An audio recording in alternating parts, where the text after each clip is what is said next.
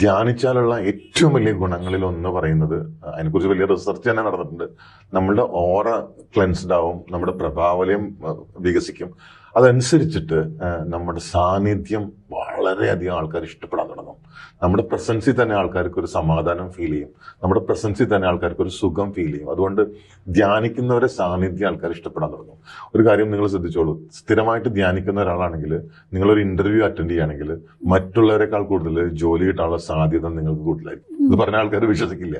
കാരണം ധ്യാനിക്കുന്ന ഒരാളുമായിട്ട് മറ്റൊരാൾക്ക് കണക്ട് ചെയ്യാൻ ഭയങ്കര എളുപ്പമായിരിക്കും. കാരണം ധ്യാനിക്കുന്ന ഒരാളെ പെട്ടെന്ന് ആൾക്കാർക്ക് സ്വീകാര്യനായിട്ട് മാറും. ഇത് ധ്യാനിച്ചാൽ മാത്രം കിട്ടുന്ന ക്വാളിറ്റീസിൽ ഒന്നാണ് കേട്ടോ, സത്യമായിട്ടും. അതുപോലെ നിങ്ങൾ ഒരു സെയിൽസ് പേഴ്സൺ ആണെങ്കിൽ, നിങ്ങൾ ഡെയിലി മെഡിറ്റേറ്റ് ചെയ്യുന്ന ഒരാളാണെങ്കിൽ ആ സെയിൽസ് നടക്കാനുള്ള സാധ്യത കൂടുതലായിരിക്കും. കാരണം നിങ്ങൾ അധികം സംസാരിക്കാതെ തന്നെ നിങ്ങളെ ആൾക്കാർ വിശ്വസിക്കും. നമുക്കൊരു ബോധ്യപ്പെടുത്തേണ്ട ഒരു ആവശ്യമുണ്ടല്ലോ സെയിൽസിൽ. അതിന്റെ അധികം കൂടുതൽ ആവശ്യം വരാണ്ട് തന്നെ നിങ്ങൾ ആൾക്കാർ കൂടുതൽ വിശ്വസിക്കും നിങ്ങൾ ഡെയിലി മെഡിറ്റേറ്റ് ചെയ്യുന്ന ആളാണെങ്കിൽ. കാരണം നിങ്ങളുടെ പ്രസൻസ് നന്നാവാൻ തുടങ്ങും.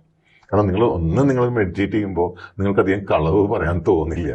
നിങ്ങളുടെ കമ്മ്യൂണിക്കേഷൻ തന്നെ കുറച്ചും കൂടി സത്യസന്ധമാവും. ആ സത്യസന്ധത ആൾക്കാർക്ക് വേഗം തിരിച്ചറിയാൻ സാധിക്കും. അതുകൊണ്ട് തന്നെ ശ്രദ്ധിച്ചോളൂ, ധ്യാനിക്കുന്ന ആൾക്കാരുടെ സാന്നിധ്യത്തിന് തന്നെ ഒരു പ്രത്യേകത ഉണ്ടാവും.